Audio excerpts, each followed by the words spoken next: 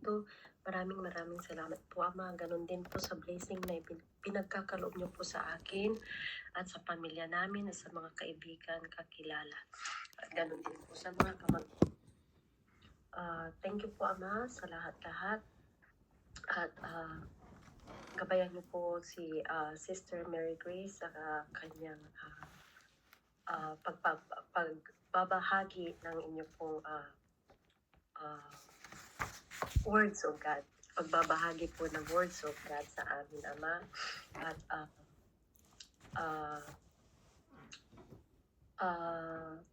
tulungan niyo po kaming maunawaan at maisapuso, maisa-isip at maisapuso po namin, Ama, lahat po ng aming naririnig na words of God na nanggagaling po kay Sister Mary Grace.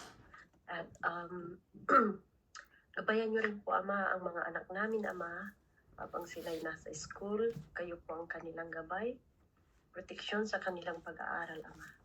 At ganun din po sa amin. Ama, i-guide nyo rin po ako mamaya kung paano ko po sabihin kay amo ko na po ako dito sa kanya. Kahapon pa po ako nag-attempt na sabihin sa kanya, pero kinakabahan po ako, Ama. At maraming salamat po, Ama. At ganoon din po sa aking asawa kasi panibagong start na naman po sa kanyang trabaho bukas. Gabayan niyo po siya, Ama, kasi hindi niya na ituloy yung dati niyang ini-start na trabaho. Sana po ay maganda na po itong opportunity na mapapasukan niya po kasama. At ganun din po sa aming mga anak, Ama, na sana po hindi na po makatanggap ng notice ang aking anak dahil po laging late ang pagsundo sa kanya. At sana po hindi po kami mapapulis kasi binigyan na po siya ng notice na next time ay mapapapulis daw po kami.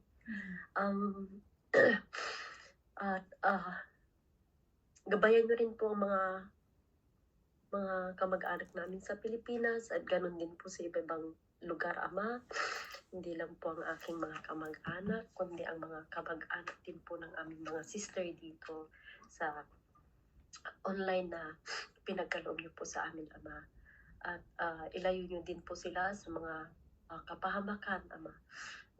Lalong-lalo na po sa Pilipinas. Napakagulo po ng Pilipinas ngayon, Ama. Ilayo niyo po sila sa mga kapahamakan, ganun din po sa mga sakunan nangyayari doon, Ama.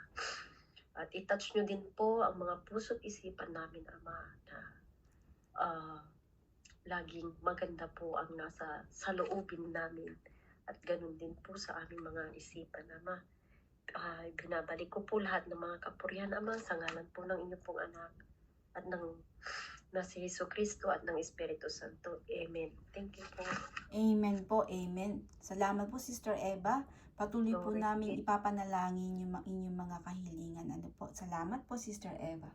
Ngayon, hindi na po natin patatagalin at papasok na lang po si Sister Susan kung siya po ay available for today. Ano po? Ayan, maraming salamat po. Ano po?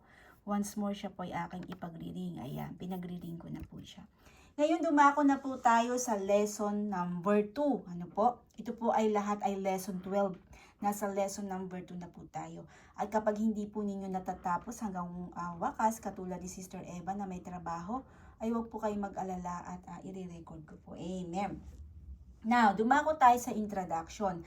Ang title po natin for today is sa lesson 2, Transformation through the Word. Ayan. Ang pagbabago sa buhay Kristiyano po ay hindi bunga ng sariling disiplina o ng influence ng kapaligiran. Ito ay nagmumula sa salita ng Diyos, wala ng iba, na makapangyarihang kumikilos sa puso at isipan ng bawat mananampalataya na katulad natin. Kung wala ang salita ng Diyos, ang pananampalataya ay madaling manghina at ang buhay espiritual ay nawawalan ng direction.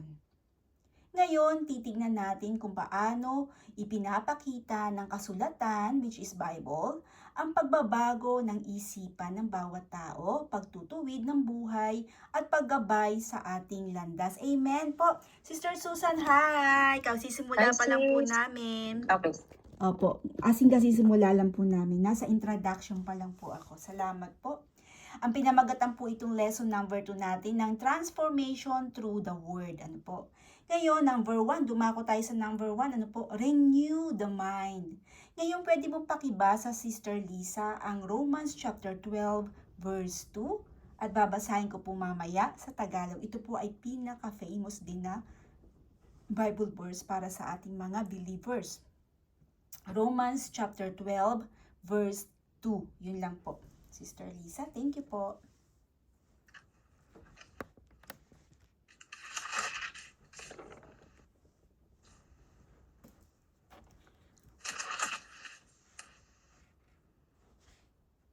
Sabi dito,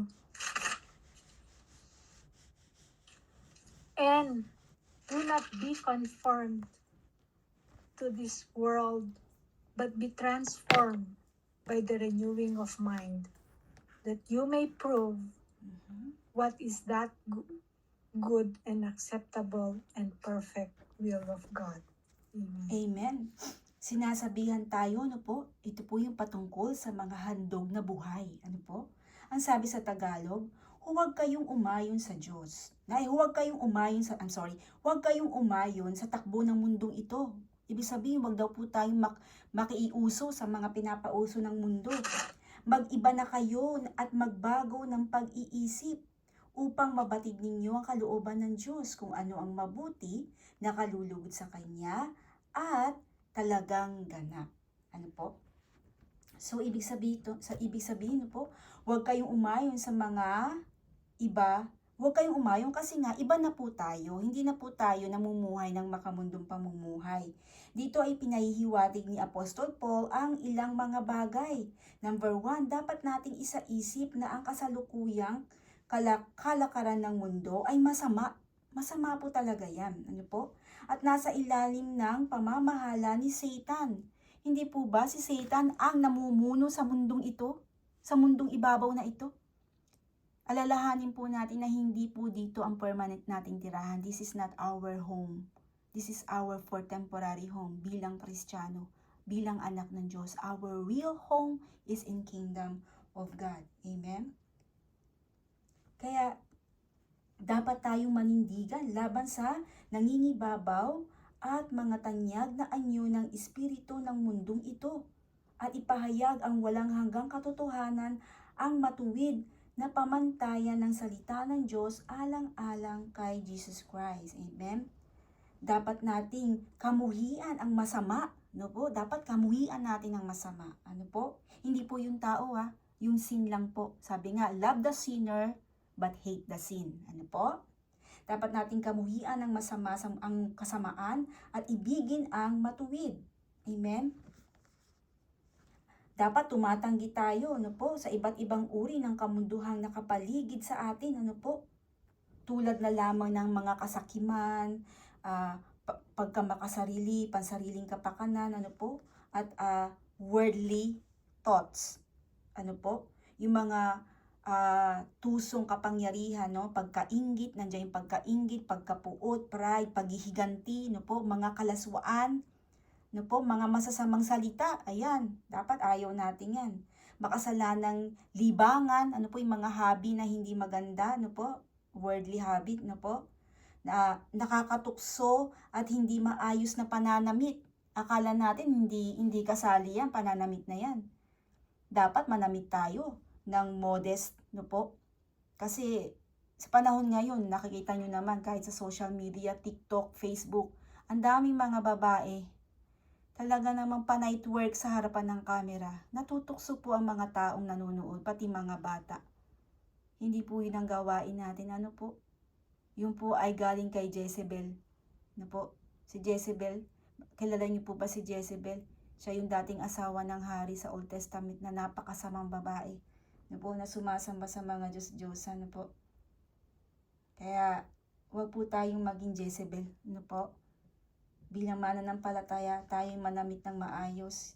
We need to make sure na hindi tayo katitisuran ng mga ibang tao, mananampalataya man o hindi. Kasi nagbibigay yan ng nagbibigay ng aliw yan sa ibang tao, nagbibigay ng tukso, Baka pag tayo pa yung katitisuran ng tao para magkasala ang kanilang mga mata at pag-iisip, Kaya po dapat nating iayon ang ating mga pag-iisip sa paraan ng pag-iisip ng ating Panginoon Diyos, sa pamamagitan ng pagbabasa ng Bible araw-araw at pagbubulay-bulay ng kanyang mga salita, Dapat ang ating mga plano at hangarin ay nakabatay at makalangit lamang at walang hanggang katotohanan, at hindi ayon sa panahong ito na masama, panandalian at lumilipas.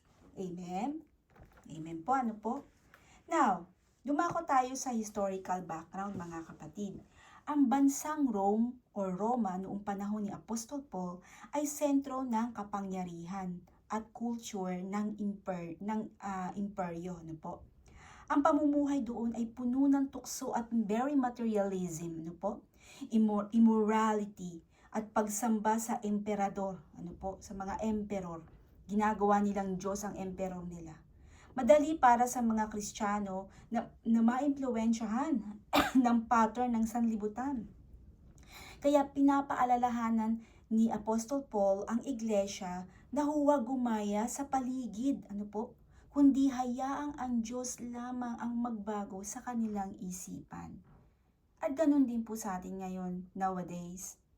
Paalala pa rin ito ni Apostol Paul para sa ating mga believers na, Ngayon, dumako tayo sa context na binasa kanina ni Sister Lisa sa Romans 12:2. Nasa kalagitnaan si Paul ng kanyang sulat sa Romans 12, kung saan mula sa doktrina ng chapter 1 hanggang chapters 11, ay lumipat siya sa practical na application ng Ebanghelyo. Ang pagbabago ng isipan ng isang Kristiyano ay pundasyon ng buhay bilang Kristiyano. Ang tamang doktrina ay dapat magbunga ng tamang pamumuhay. Tama naman po, Tama naman po yun. Wala naman pong bagay na yung tamang doktrina itinuro pero mali yung pinamumuhay, hindi na ayon sa tamang doktrina na naituro. Now, dumako tayo sa textual exposition. Letter A, yan sabi po dito, Do not be conformed. Binasa po yan kanina ni Sister Lisa. Ang utos na do not be conformed ay isang patuloy at paulit-ulit na action. Hindi ito isang beses lang na decision, kundi isang tuloy-tuloy na pagpili na mananampalataya na hindi hayaan ang kanyang isip at puso na basta mahubog ng anumang masamang impluwensya ng mundo. At ito ay direktang paalala na ang pagbabago ng buhay Christian ay nagsisimula sa malay tao at disiplinadong pagpili na huwag sumunod sa nakasanayan or natural na tendency ng tao. Kasi doon tayo nasanay sa worldly things. So, iwanan na po natin yun, Iwanan na natin yun. Bago na tayo nilalang. We have our new identity, right? Ang pahayag na ito ay hindi simpleng payo lamang, mga kapatid. Ito ay sumasalungat sa pagiging hindi aktibo sa buhay espiritual. Hinihikayat tayo dito ng Diyos na maging aktibo tayo sa pagbabantay ng ating puso at ang ating isip. We must check ourselves. Upang manatili ang integrity at patuloy na lumago sa tamang pananaw at pamumuhay, dapat tayo mga Kristiyano ay may integrity. Amen po ba? Now, dumako tayo sa letter B. Ang sabi, this world, nabanggit po yan kanina sa passage. Ang this world ay tumutukoy sa mga pamantayan, kaisipan at impluensya ng lipunan at culture na kadalasang salungat sa kalooban ng Diyos. Amen? Kasi ang mundo kasi, ang pamamaraan kasi ng mundo ay salungat sa pamamaraan ng Diyos. Hindi po ba? Katulad na lang ng halimbawa. Sabi ng Diyos, ang puso daw natin ay deceiving. Mandaraya ang ating puso. Huwag natin susundin ang ating puso. Ang sundin natin ay ang bulong ni Holy Spirit, ang Diyos. Amen? Yung conviction. Pero sa mundo, ano yung payo nila? Listen to your heart. Hindi eh. Kaya ba ang daming nagiging kabit mula noon hanggang ngayon? Kasi I listen to my heart eh. Ito yung sinasabi ng puso ko, mahal ko siya kahit may asawa siya. No. That's what we call, the heart is very deceiving. It's deceiving. Maniling lang ang puso natin. Ibang-iba sa katuruan ng ating Panginoon Diyos, hindi po ba ang sinasabi ng mundo? Ang sabi pa ng mundo, another example. Life is short. Be happy. No. Hindi po ganun. Yan ang turo ng mundo. Pero ang turo ng Diyos iba. Life is too short. Let us live to serve the Lord because God made us to please Him, to glorify Him. Ano po? Of course, pag tayo ay naglilingkod na sa Diyos, tayo ay masaya. Ang joy, hindi lang happy, joy. Kasi ang mundo, life is short, be happy. So kahit ba umiinom ka, lasengga ka na, naninigarilyo ka, lahat na ng kasamaan, sinubukan mo na, clubbing, etc. Masaya ka dun eh. Ginagawa mo yun, life is short, woo, maglasing tayo, di ba? So dito natin makikita na ibang-iba talaga ang katuruan at kultura ng mundo sa tinuturo ng ating Panginoon Diyos. Yung impluwensya ng mundo, napakasama. Ano po? Ang mundo ay may sariling mga prinsipyo. Totoo po yan. At pananaw na natural na naaakit ang tao. Ano po? Kaya madaling mahubog ang isip at puso kung walang gabay ng Diyos. Amen? Madali tayong matukso kung wala tayong Diyos. Amen? Ang passage na ito ay nag-aanyaya sa ating mga kapatid na huwag hayaan ng ating sarili na maging produkto ng masamang mundo, kundi hayaan ng ating isip at puso na gabayan ng salita ng Diyos. Ipamuhay natin yung Word of God. Amen? Ilagay natin sa puso ang Word of God para pag-ingatan tayo. Now, sa ganitong paraan, mga kapatid, ang ating pananaw at pamumuhay ay magiging ayon sa kalooban ng Diyos. Amen? Hindi ayon sa uso o pinapauso ng mundo o influensya ng lipunan. Amen? This is a world, this is a corrupt world. No? Kaya nga sinasabing ito'y corrupt eh. Makasalanan ng mundo ito. Ang namumuno dito ay si Satan. Hinagi siya dito, hindi ba? Kasama ang 1/3 of angel na sumalungat sa ating Panginoon Diyos, Ama. Amen? Si Satan ang hari dito sa mundo. Amen? So letter C, be transformed. Ano po? Ito ay mula sa metamorpho or sabi nga, present passive imperative na nagsasaad ng radical na pagbabago mula sa loob panlabas, meaning inside out. Kailangan makitaan tayo ng pagbabago from inside out. Amen? Hindi lang po yung panlabas. Kasi pag panlabas lang yan, ibig sabihin, peking Kristiyano tayo. No po? Panlabas lang yung nabago, pananamit lang yung nabago, nagsuot lang ng t-shirt na may Word of God na nakalagay, pero pag uwi sa bahay, ang ginagawa pala, mura pa rin. Walang nagbago. Panlabas lang, nagbihis lang ng ng mahabang dress, ng kwintas na cross, ng t-shirt na may Word of God. Pero pag uwi sa bahay, palamura pa rin ang nanay. Ano po? Kailangan mabago tayo mula loob panlabas, inside out. Ano po? Tulad ng uod na nagiging paru-paro. Ipinapakita na Diyos ng Diyos ang may gawa at pagbabago dapat, no? Meron tayong pagbabago, lumalago tayo sa spiritual. Binigay ang metaphor na paru-paro kasi mula nga po yan sa kukun, no? Una, baby pa tayo, no? Hindi pa natin alam ang Word of God, no? Matigas pa ulo natin, and then dan. Pag nagbabasa na tayo ng Bible, di ba natatanggal na yung mga old skin natin, lumalago na tayo, hanggang sa magkaroon na tayo ng pakpak, hanggang sa pwede na tayong lumipad, kasi meron na tayong pinangahawakang Word of God. Kaya pwede na tayong lumipad, pwede na tayong mag-spread ng Word of God sa iba. Amen?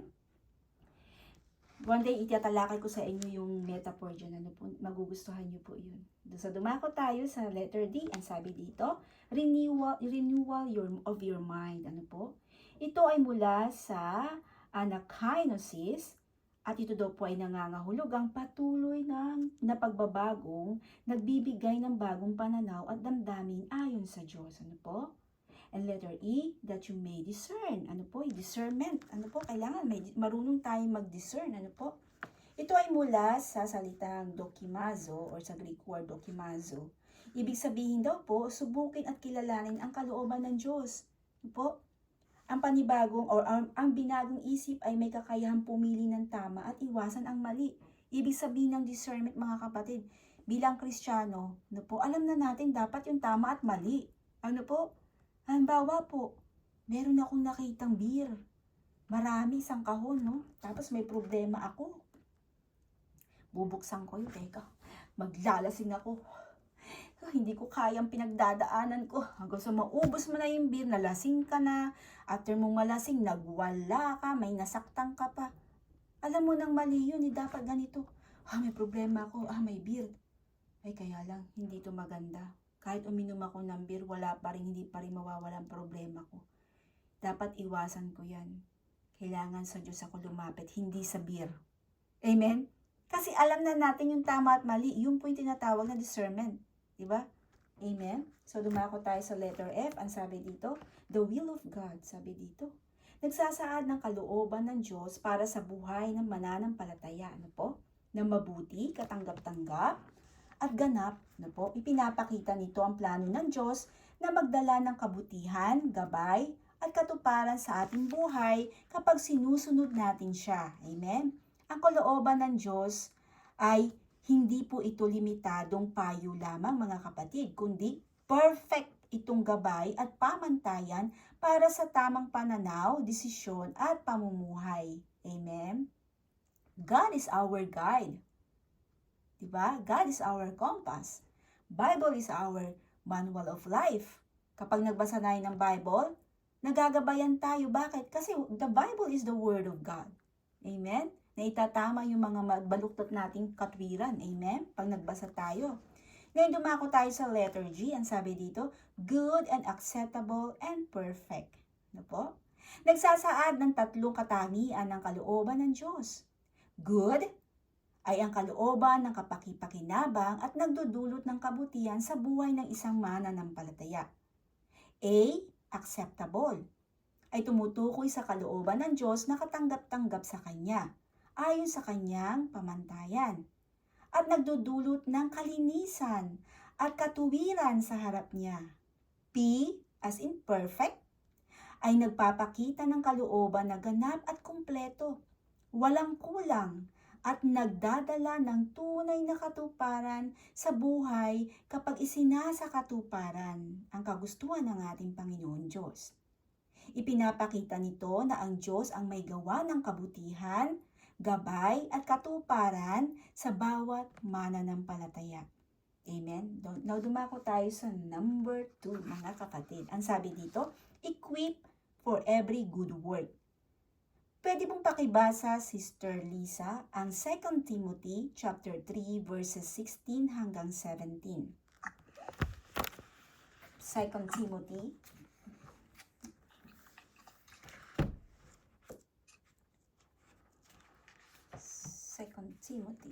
Wait lang, sis. Natin. Okay lang, Sisi. Hinahanap ko rin yung sa akin. Babasahin ko sa Tagalog. Chapter 3. No? Chapter 3. Verses 16 tsaka 17 po. Sabi dito, 16, 17.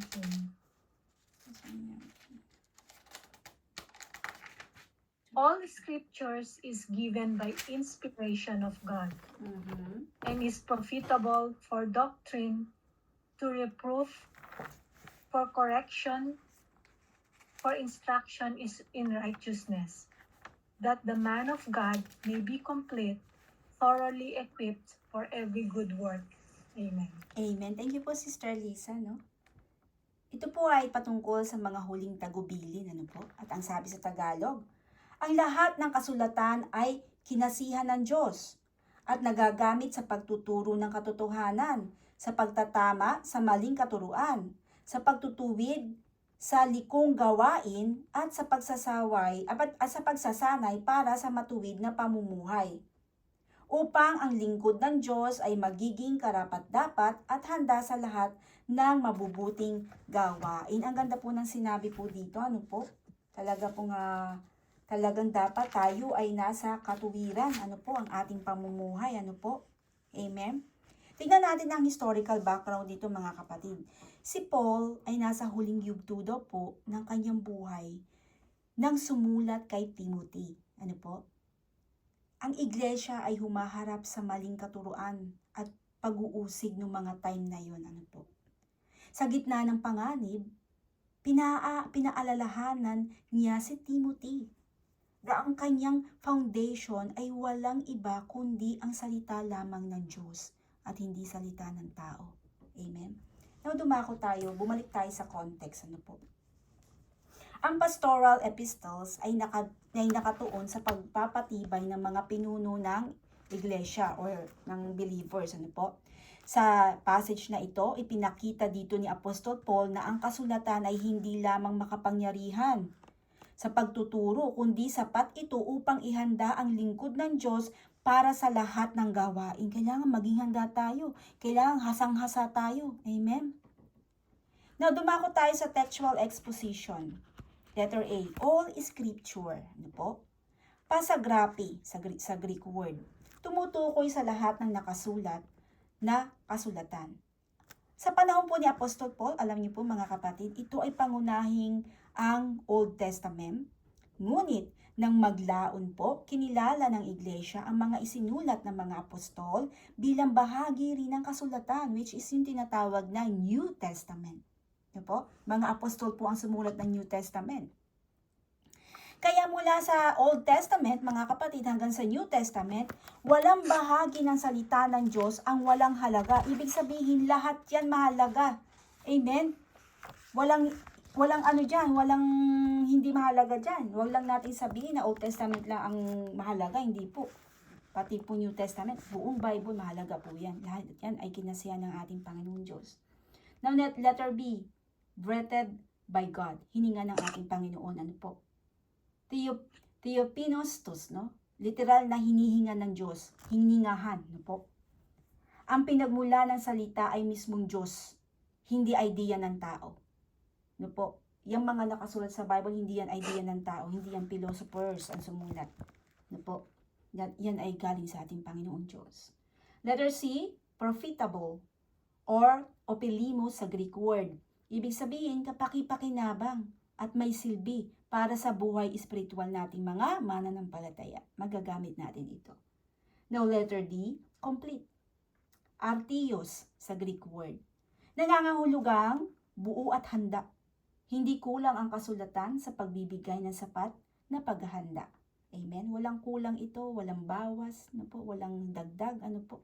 Kompleto, Ricardo, ano po. Perfect. Letter E, equip. Ang tawag sa Greek word, exertis minus or perfect tense. No po? Ibig sabihin, ganap na inihanda at patuloy na handa sa paggawa ng mabuti. Yan po ay patungkol sa atin. Dapat gumagawa tayo palagi ng mabuti na naaayon sa ating pananampalataya. Amen? Dumako tayo sa number 3. Ang sabi dito, guided by the word. Now, Sisters Susan, meron ka pong Bible sa'yo or kumakain ka po? Pag kumakain ka po, okay lang po Hindi ha? sis, wala akong ginagawa. Okay, sige. Sister Susan, pwede pong pakibuksan sa Book of Psalm. Tapos pumunta po kayo sa chapter 119. Tapos verse 105. Opo. Ayan. Psalm. Ang ganda ng araw natin ngayong araw na ito. Psalm chapter 119. Mahaba po ang Psalm eh. Psalm 100, chapter, ano sis? 119, tapos pumunta ka sa verse 105. Yun po ang babasahin, yung 105 na verse. Ayan.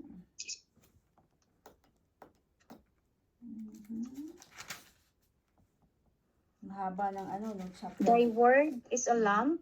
Thy word is a lamp unto my feet and a light unto my path. I have Amen. sworn, tama sis, I have sworn and I will perform it that I will keep thy righteous judgment. Amen. 105 lang sis, ano? Opo, 105 lang po. Okay. Ayan. Salamat po, no? Ang sabi dito, no po, salita mo'y isang tanglaw, sa akin ay patnubay, liwanag na tumatanglaw sa landas kong daraanan. Ano po? Ang ganda, no? Ang ganda talaga ng Psalm, ano po? Amen. Your word is a lamp to my feet and a light to my path. Ibig sabihin, guide natin ang ating Panginoon Diyos, yung salita ng Diyos, yung Bible. Itong ay guide natin.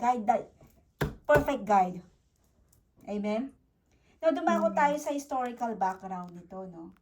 Ang awit or ang Psalm chapter 119 ay pinakamahabang chapter sa Bible. Tandaan po natin to, ha? Pag tinanong ko po kayo one time, no? Ano po yung pinakamahabang chapter na book sa Bible? Psalm chapter 119. Ano po? At puro papuri sa kautusan ng Diyos ito. Ano po? Now, sa passage na to, sa context na binasa na ito ni Sister Susan, ng sinaunang Israel, ang mga tao ay walang street lights or modernong ilaw. Madilim nung mga panahon na yun. Walang electric. Ano po? Wala pa. Sobrang dilim.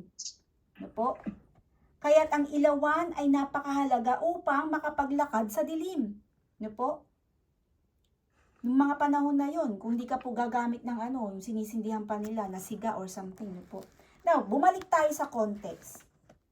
Ang talata or ang passage ay nagpapakita ng personal na karanasan ng psalmist. Ibig sabihin yung sumulat yung psalmista.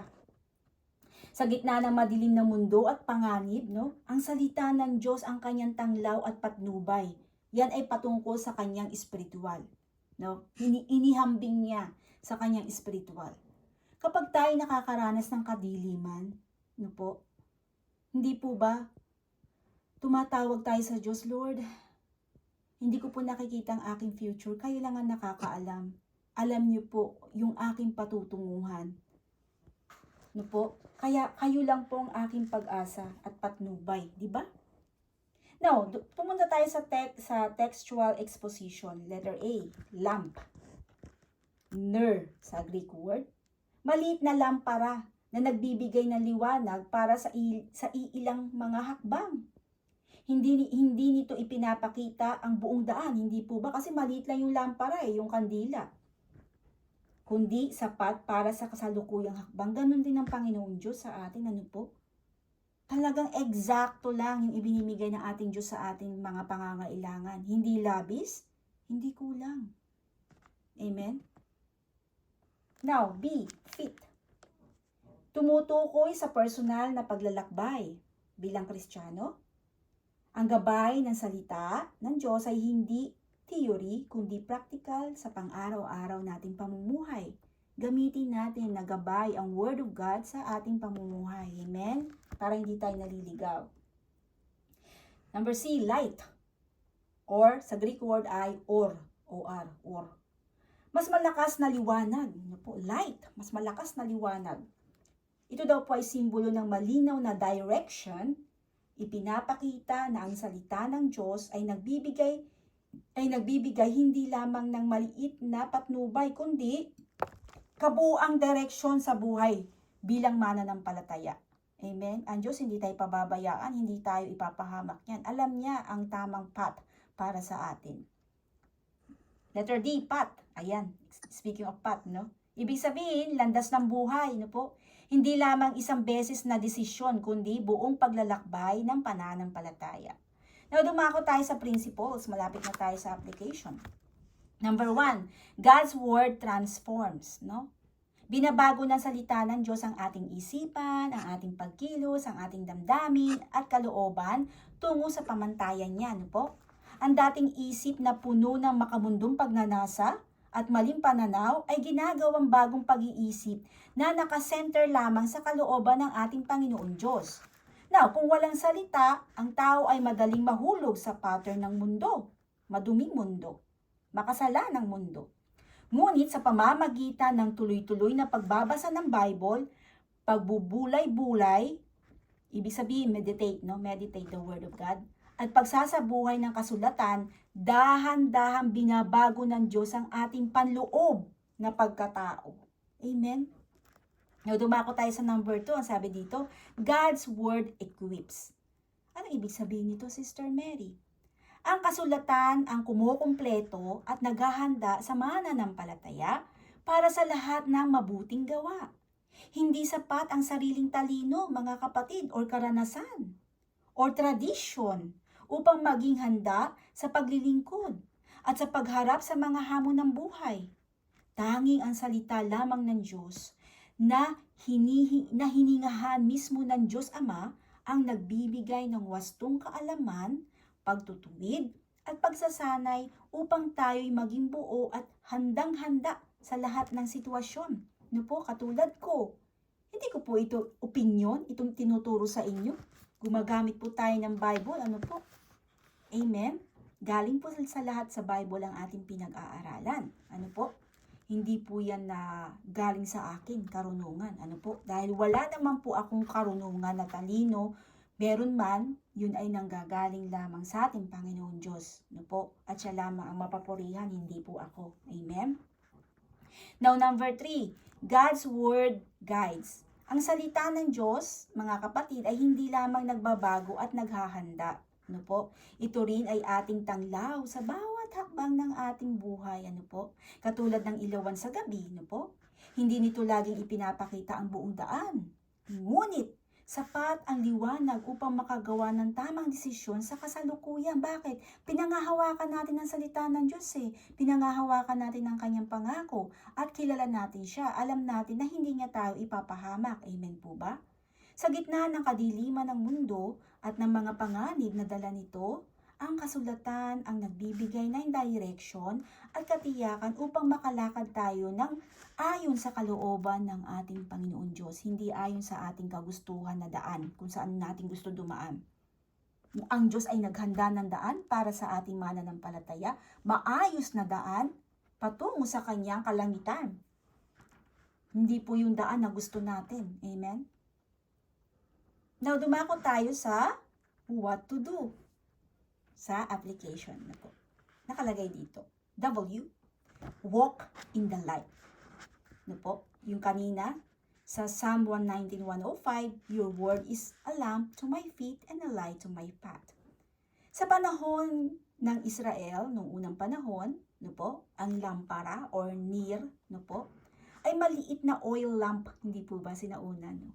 Na nagbibigay ng liwanag para lamang sa ilang hakbang sa madilim, no po, hindi siya masyado maliwanag, like dim light, no, parang dim light. Hindi nito ipinapakita ang buong daraanan, hindi po ba? Kundi sapat lang upang makita ang agarang hakbang para hindi ka matisod, no? Yung ganun lang po, no? Kaya nang sabihin ng salmista na ang salita ng Diyos ay lamp to my feet, ipinapakita niya na ang kautusan ng Diyos ay gabay sa pang-araw-araw na desisyon at sa bawat hakbang ng pagsunod. Hindi kailangang makita ang buong hinaharap. Sapat na sundin ang liwanag na ibinibigay ng Diyos ngayon. Amen. Sapat na masapat lang, no po? Ang Diyos nagbibigay yan, sapat lang po talaga, no po? Samantala, ang salitang light or ay tumutukoy sa mas maliwanag na ilaw na nagbibigay ng mas malawak na pananaw, sapat upang makita ang buong landas. Ipinapakita nito ang salita ng Diyos ay hindi lamang gumagabay sa maliit na hakbang, kundi nagbibigay din ng malinaw na direksyon para sa buong paglalakbay ng buhay. Sa parehong paraan, mga kapatid, no, tinuturuan tayo ng Bible na magtiwala sa Diyos sa bawat hakbang at sabay na sumunod sa kanyang pangmalayo ang plano. Amen? Kasi ang plano ng Diyos hindi natin nakikita. Hindi natin alam. Amen? Siya lang ang nakakaalam. Hindi natin ma-arok ang kanyang kaisipan. We cannot fathom His mind or what His thoughts. Right? We cannot. Kasi hindi tayo Diyos. Letter O, obey the word daily. Ito yung pinakamahalaga. Obey the word daily, araw-araw, hindi lang araw ng linggo, hindi lang araw ng ganitong fellowship, no? Sabi sa Romans 12:2, yung binasa kanina ni Sister Lisa, no? Do not be conformed to this world, no? Alunsod ng Roma ay sentro ng kapangyarihan at kulturang imperyo, katulad ng nabanggit kanina. Dito laganap ang mga materialism na tao, immorality, no, yung mga makasalanan, no? At maging ang pagsamba sa mga emperador, no? Mga hari na ang sinasamba nila, hindi na ang Diyos. Now, dahil dito, pinaalalahanan ni Apostol Paul ang mga Kristiyano na nakatira doon na huwag magpahubog sa pamantayan ng lipunan, kundi hayaang baguhin ng Diyos ang kanilang isipan sa pamamagitan ng kanyang salita. Katulad din nito ngayon, Bible, kaya meron tayong Bible na binabasa. Ang pagbabago ng pag-iisip, ang susi sa pagtalima sa kalooban ng Diyos. Gaya ng mga tiga-Roma noon, tayo rin ay napapaligiran ng mga influensya, bad influence ng social media, ano po, yung mga yung mga uso ngayon, ano bang uso ngayon? At maling pananaw, ayan. Ang tamang tugon ay hindi sumunod sa agos ng mundo. Yan po ang tamang tugon. Huwag tayong susunod sa agos ng mundo, kundi sumunod araw-araw sa utos ng Diyos. Kaya, sa pagbabasa natin ng ating mga Bible, mga kapatid, itanong natin sa ating sarili, Sister Lisa, Sister Susan, paano nito binabago ang aking pananaw at desisyon ngayon? No? Sa tuwing nagbabasa tayo ng Bible. Halimbawa, bago tayo magbasa, galit ako. Hay, nakapag-desisyon na ako, iiwanan ko ang asawa ko. Pero umupo tayo, nagbasa tayo ng Bible. After natin nagbasa, ano yung naging resulta? Di ba nagbago ang ating pananaw at nagbago din yung ating desisyon? No po? Ganyan ang Word of God, makapangyarihan alone. Amen? R, rely on Scripture. Mag-rely daw po tayo sa Scripture. Yung binasa kanina ni Sister Susan sa 2 Timothy chapter 3 verses 16 to 17, ano po? Na all Scripture is breathed out by God, no? Hininga ito ng ating Panginoon. Hiningahan ng Diyos ang Bible. Siya, salita niya ito. Siya mismo ang salita, no po? Nang isinulat ni Apostol Paul, ang sulat na ito, no? Inutusan syempre, nag-utos ang Panginoon sa mga apostol na isulat, hindi po ba? Ginamit sila bilang instrumento, no po?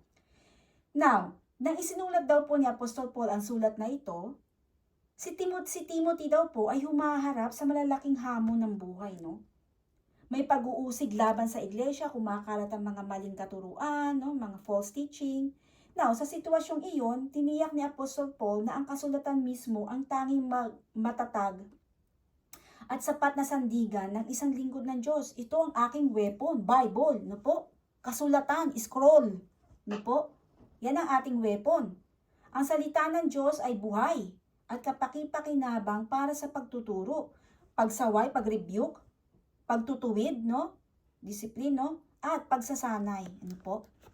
Hindi lamang ito nagbibigay ng kaalaman, kundi naghahanda at nag-i-equip para sa lahat ng mabuting gawain. Ini-equip tayo ng Diyos, hindi tayo ang sarili natin ini-equip natin, ha? Diyos ang nag-equip sa atin. Now, sa ating panahon, nowadays, mga kapatid, madalas tayong umasa sa social media, hindi po ba? Sa culture o sariling karunungan, para sa gabay, ano po? Akala natin matalino na tayo, akala natin magaling na tayo porque marami tayong experience, no po? Ngunit ang Bible lamang ang tunay na mapagkakatiwalaang batayan, no po? Kung nais nating maging handa at ganap sa paglilingkod at pamumuhay, kailangan nating umasa ng lubos sa Bible, sa Word of God. Now, letter D, discern God's will. Sabi sa Romans 12:2, that by testing you may discern what is the will of God, what is good and acceptable and perfect. Dapat alam natin kung ano yung tama at mali. Hindi na tayo bata, ano po? Hindi na tayo baby Christian. Ang mga mananampalataya daw po noon sa Roma ay napapaligiran ng iba't ibang paniniwala, philosophy, and lifestyle, no? Katulad ngayon, na nakaka-impluwensya naman talaga sa kanilang pag-iisip at pamumuhay, no po? Kaya itinuturo ni Apostol Paul na ang tunay na pagbabago ng isipan ay bunga lamang ng salita ng Diyos. No po? Ang binagong isip ay nagkakaroon ng kakayahang kilalanin, subukin at sundin ang kalooban ng Diyos. Now, sa ating panahon ngayon, napakaraming tinig, boses ang nagtuturo kung paano dapat mamuhay. Minsan, Ano pala, may mga sikat na author pa na sumusulat sa book, di ba? May mga book sila, tinitinda nila, no? Yung how the way you treat your kids, how the way you raise your kids, how the way you treat your husband, di ba? Ang daming books. How you control your anger, no po? Ngunit, hindi lahat ng ito ay ayon sa kalooban ng Diyos. Kaya't mahalaga na lagi nating suriin ang ating mga plano at desisyon batay sa kasulatan. Only the Bible. Kompleto ang Bible, nandyan na, hindi mo na kinakailangan gumasos pa ng maraming libro na sinulat ng mga sikat na na manunulat. Only Bible, nandyan na eh. Disiplina sa mga anak, nandyan dyan. Disiplina sa sarili, nandyan dyan. Hindi po ba? Kung paano mag-submit sa asawa, nandyan dyan. Halos lahat nandyan dyan. Hindi po ba? Tanungin natin ang sarili natin, ito ba ay mabuti, kalugod-lugod at ganap ayon sa Diyos?